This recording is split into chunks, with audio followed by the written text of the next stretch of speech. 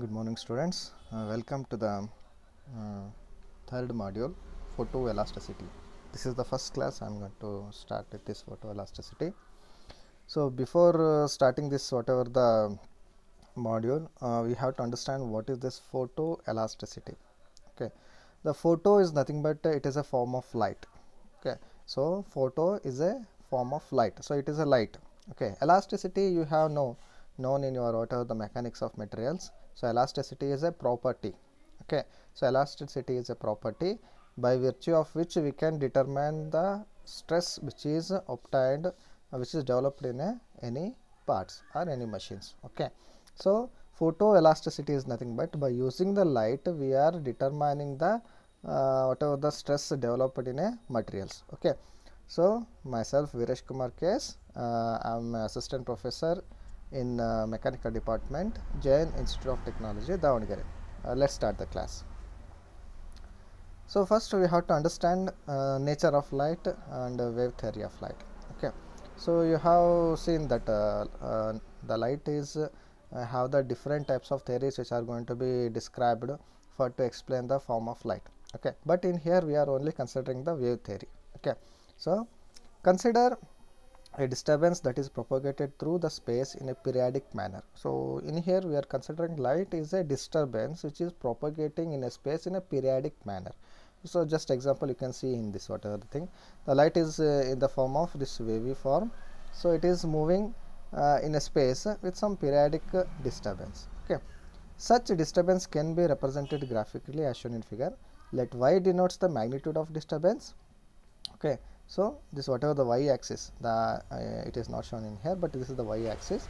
So this is the denotes the magnitude of whatever the disturbance, and z axis denotes the direction of whatever the light which is propagating in that direction. V is the velocity, and the lambda is nothing but the wavelength. Okay, so it is the one cycle of whatever the wave which is considered as a wavelength lambda, and a is the amplitude of wave.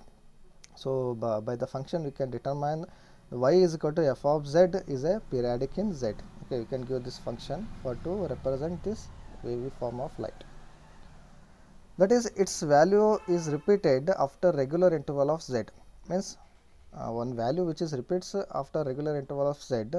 The lowest value of this interval is called as wavelength. That is only the level lambda which we have discussed, and is generally denoted by the letter lambda. The time taken for one wavelength to pass through a point in a space is called period. Okay, so whatever the time which is taken by that whatever the wavelength to pass through that whatever the point, so that is called as a lambda. Means the it is the tau. We are taking it as a t value, so it is called as a period. So we are taking it as a t. If c is velocity of the propagation of the disturbance, then we know that the velocity of light is in the it is the highest velocity. So that is the c. We are denoting it in a c. So c is the velocity of the light. So we can write the equation for that. It is equal to lambda is equal to c into t. Okay, so lambda is nothing but it is the wavelength which is equal to the velocity of light into the period. Okay, so that is the equation we are going to get in here. The reciprocal of the period t is called as frequency. So if you want to determine the frequency, you have to take the reciprocal value of that whatever the t period value. It is the number of oscillations at a given point per seconds. Okay, so for to determine number of oscillations, you have to take the inverse of that. You can see here. So it is a source. So the light should be having some source where the light is going to be generated, and it propagates along the directions. Okay, so it is the source with the light is generating, and it is propagating in the form of waves. Okay, so you can see here, this is the waves. So this wave front. Okay, so similarly we can consider this line as a wave front. Okay, we will see here, let disturbance originate from point source. The disturbance travel outward in all directions, and if the medium is isotropic, the speed of propagation of this disturbance will be same in all direction. Means isotropic means if it is a air. Okay, so the disturbance will not be disturbed by any other types of medium resistance. Okay, so in here what happens, so if the medium is isotropic, if you consider it is a space or vacuum or whatever the air, what happens, the whatever the light speed is going to be equal in all the directions. Okay, it is going to be propagated in equal speed in all directions. Consequently, the disturbance travel from the divergent spherical wave. So what happens, the initially it is in small circle, as it moves outward it will be diverging. Okay, so it will be diverging, the wavefront is diverging. The locus of point having the same magnitude of disturbance is known as wavefront. Okay, what happens, as the light travels, it will form some locus of line, the curved line. So that locus of line is having the same magnitude of disturbance. Okay, so that is called as a wavefront. We call it as a wavefront. And in this particular case, the wavefront are surface of concentric sphere with the source at the center. Means it is at center, it is in a concentric sphere, but when it move outward, it will enlarges its dia, and it will reaches some point where the line is whatever the wave is going to be considered as a straight. Okay, it is perpendicular to the direction of motion. As the spherical wave S expands outward, the radius become larger and the finite portion of the wavefront tends to become plane. The direction of propagation of disturbance would be perpendicular to the plane and is called as a wave normal. Okay, we call it as a wave normal, transverse disturbance. The disturbance itself could be either perpendicular to the wave normal or in the direction of wave normal. Okay, so like that it is going to be there. So we will see that whatever the transverse disturbance and longitudinal disturbance with the diagram. So light wave belongs to the class of transverse wave, and the disturbance can be represented by means of vector called light vector. Okay, so if the light is considered as a transverse wave, means you can see here, this is the propagation of whatever the direction of propagation, but this is the transverse wave. What happens, it is vibrating perpendicular to that whatever the line. So the transverse disturbance means it is having the light vector, it is called as a light vector. That light vector is perpendicular to the direction of propagation. So light vector there, so this is the light vector, it is perpendicular to the direction of propagation. Okay,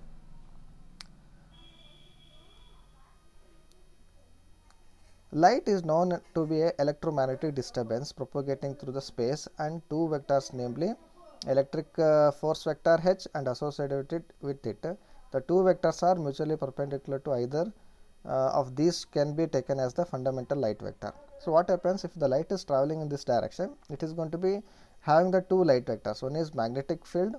Okay, electromagnetic means electromagnetic, it is electrical light vector, and this is the magnetic light vector. So these are perpendicular to each other. So when the light is traveling, it consisting of these two vectors, okay, at every point.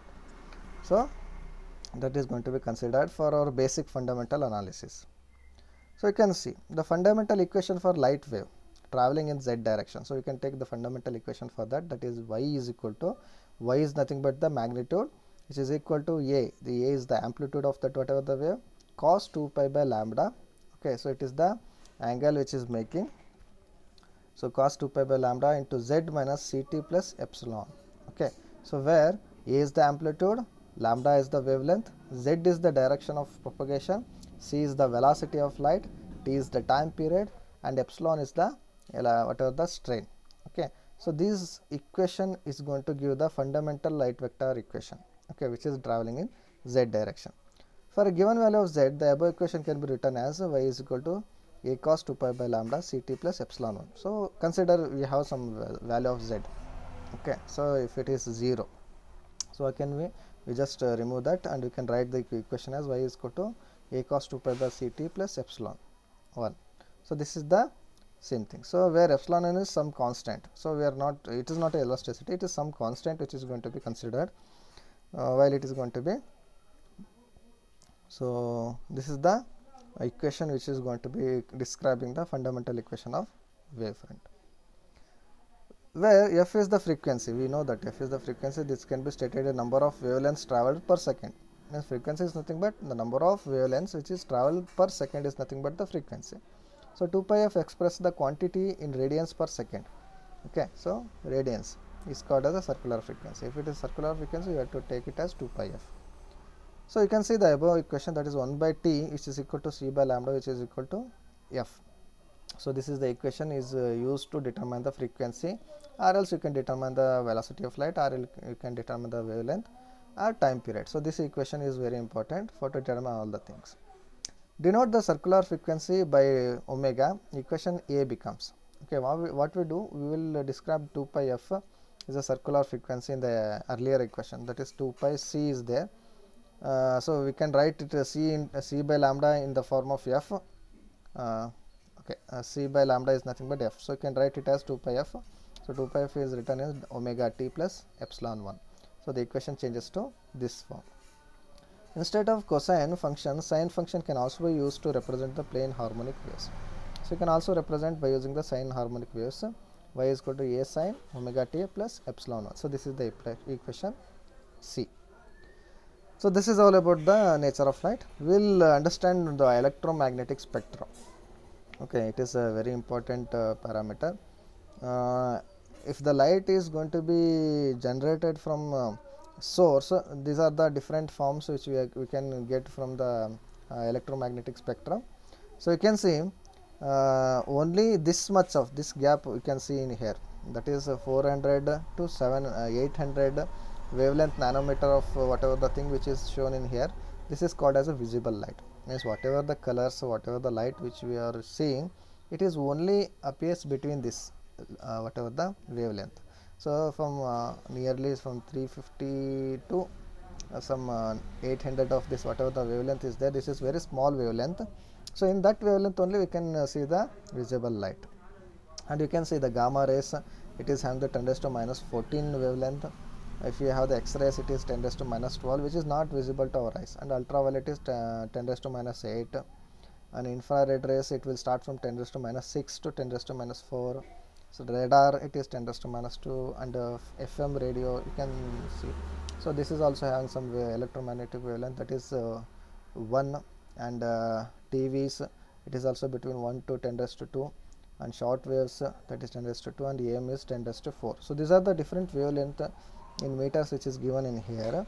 So these are in meters, but we are visible in we are using this light which is in very nanometers. Okay, so that only we are able to see the object. So this is the electromagnetic spectrum. The frequency of light wave determines the quality which the eye recognizes as color. Means as the frequency varies. So if it is it is between this frequency, you can see this color.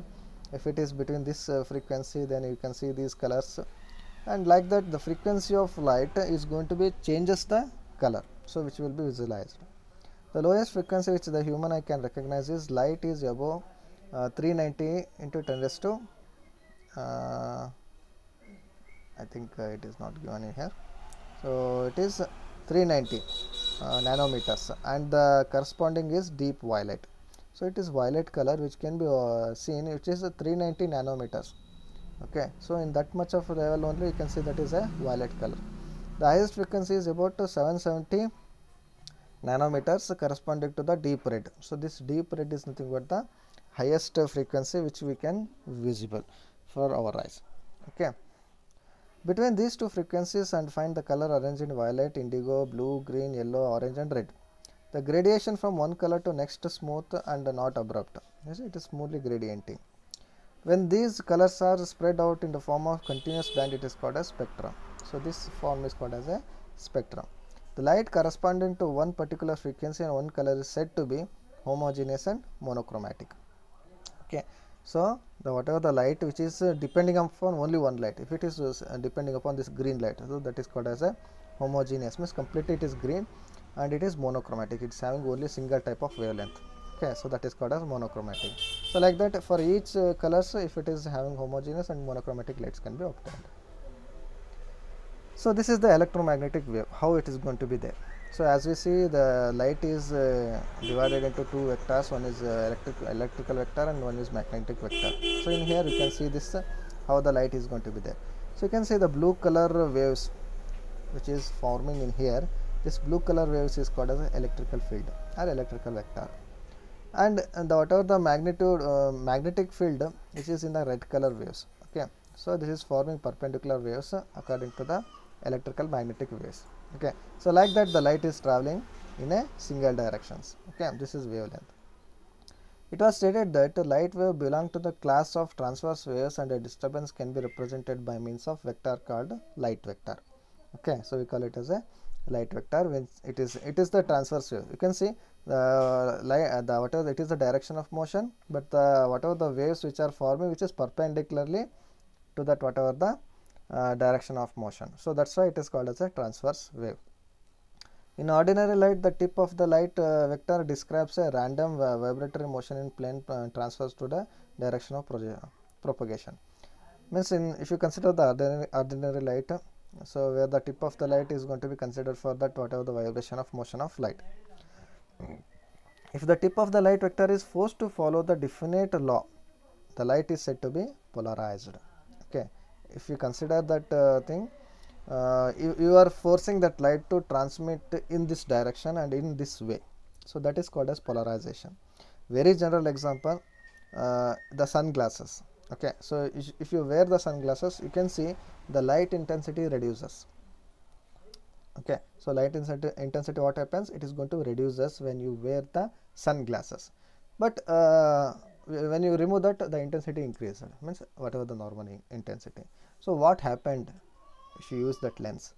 Okay, so that is polarization, means we are reducing the intensity of light and we are making the light to follow the particular path.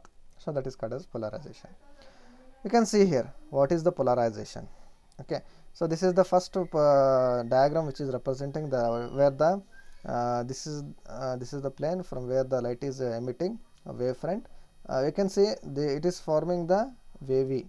So it is forming the wave, so which is perpendicular to the direction of motion, but it is only one wave which is shown in here and it is making the perpendicular vibrations. If you consider, if you draw the lines, it will be like this. Okay, so this is perpendicular to the direction of motion. So x is the direction of motion, y is the vibration direction. Okay, that is called as a plane polarized light, means it is plane polarized light. So it is only polarized on single plane. Okay, next is the circular polarized light. You can see this is the spring like structure which is formed by the lights only. The light vector is going to be transmitted in this type of form, so that is called as a circular polarized light. Okay, so it can be made by the circular polariscope. So we are using the circular polariscope, by that the light is going to be rotated. Okay, so that is the circular polariscope. So you can see the light is in the form of circle. Okay, if you see from this direction, so this will be looking like circular waves coming from the source. Okay, so that is the circular polarized light. Next is the elliptical polarized light, means we are making the light to follow the elliptical path. Okay, so in this form, so that is called as a elliptical polarized light. So this is the three polarization methods we are following nowadays. For example, if the tip is constrained to lie on the circumference of the circle, it is said to be circular polarized. If the tip describes an ellipse, it is called elliptical polarized. If the light vector is parallel to the given direction of in the wave front, it is said to be a linear polarized light. So like that, polarization going to happen in the light. Okay, next is the optically isotropic refractive index. Okay, what is optically isotropic? What is the meaning of optical isotropic? So as we see in the photoelasticity, we are mainly concentrating on the optical elements. Why? Because it is the elements which allow the light to pass through it. Okay, so that's why we have to understand the optical elements. Okay, so optical isotropic. So what is this optical isotropic? So refractive index is same for all the direction in the material. Therefore, the light propagate with the same velocity in all directions. Means the refractive index of this type of isotropic optical elements are same. Means whenever the light enters the optical element, the refractive index, okay, we will see that refractive index later, that should be same. Okay, so that should be same. Then only whatever the light propagates in the same velocity in all directions of that optical within that optical element. Okay, so that's why it is called as a optical isotropic, means it is having the same refractive index. Next, optical anisotropic, the ability to resolve the light vector into two orthogonal components and transmit the component with a different velocity in different directions. Such material is known as double refracting or birefringent materials. So what happens in the optical anisotropic materials, it is having the capacity, some of the optical elements which is having the capacity that it will have the capacity to resolve the light which is entering into that optical element, and it will resolve the element in two different velocities, and it will send the light in two different velocities. So some optical elements having that capability, so that those optical elements are called as a anisotropic. Means what happens, the light vector is going to be resolved, means it is divided into two orthogonal components. The orthogonal is nothing but perpendicular components, and transmit the component with a different velocity. So with different velocity it is transmitting. Okay, so that is the capability of that anisotropic material. This type of property is known as optical anisotropic property. We also call this anisotropic materials are called as a double refracting or birefringent materials. You can see here double refraction, as this is the very important part for the photoelasticity, where we are using the double refraction materials. Okay, so it is very important. So you can see here, this is the diagram which is shown in here. So this is a double refraction in a Nicol prism. So this is a Nicol prism. So you can see here the in the center of this Canada blossom layer, and you can have the, see here what happens in here. So first the unpolarized light which will enter the crystal. Okay, so to this prism, first the unpolarized light will enters in here. While it is entering, you can see there is a two splitting happened. Okay, so the light is splitted into two forms. So that is the main property, means double refraction property. So one is extraordinary ray, and another one light which is called as ordinary ray. Okay, so like that two rays are going to be resolved when the unpolarized light is going to enter this crystal. So as it enters, the extraordinary light will pass in the same direction, but the another light which is splitted, which is again refracted in this whatever the Canadian blossom layer, and it will be making the perpendicular direction to this direction of unpolarized light. So this is the ordinary ray. So this phenomena is going to be considered for our photoelastic property determination. When a beam of unpolarized light is incident on the crystalline material, the beam upon entering the material is get split into two components of a plane polarized light. Means when it enters, it will be considered as a plane polarized. This phenomena is known as double refraction, and the material exhibits the behavior is known as double refractive material. Okay, so we will use that type of materials, means which is having the double refracting property. We are using that type of material to make the lenses. Okay, we are making the wave plates, we call it as a wave plates. It is a crystalline lenses which are used to split the light. So first, wave plate. What is this wave plate? You can see this is a circular element.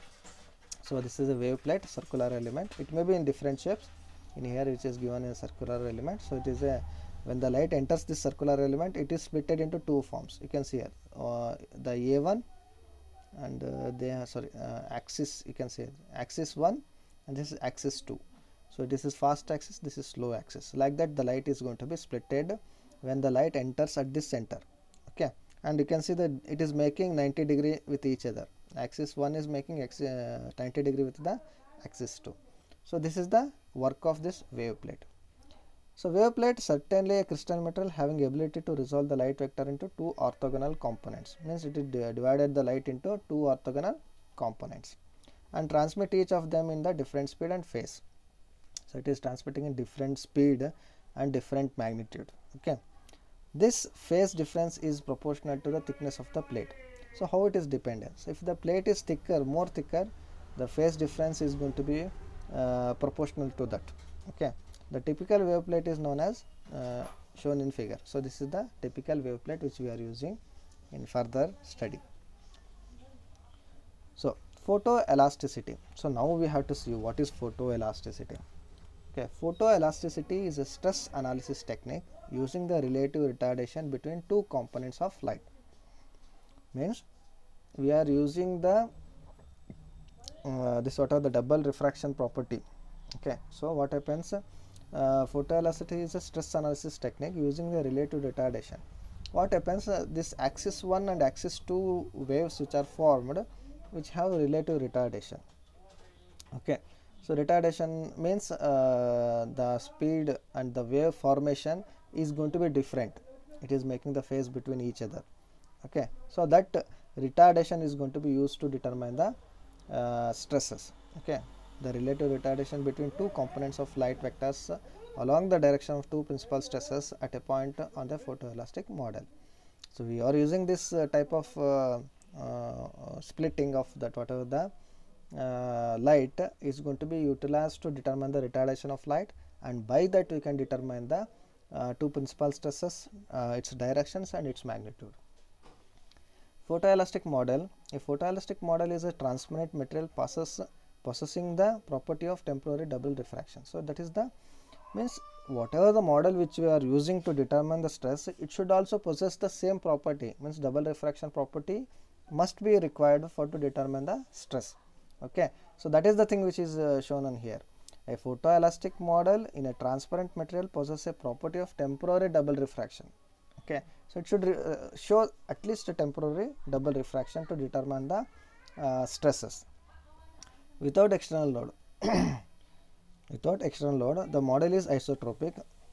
Means so consider, means if there is no load applied to this whatever the model, so then it is isotropic. Isotropic means it is having the same refractive index. Whatever the light refracted, it will be only one light which is going to be refracted and it is transmitted. Means it is doesn't showing the anisotropic property. But when it is loaded, when we apply the load, the refractive index changes along the direction of principal stresses in the model. Okay, so means the whatever the models which behaves double refractive materials when the load is applied on to it. Okay, so adana double refractive yavag anta helತೀವಿ andre when the load is applied. So then the refractive index of that model changes and it is considered as a temporarily anisotropic material. By that we are getting the splitting of light.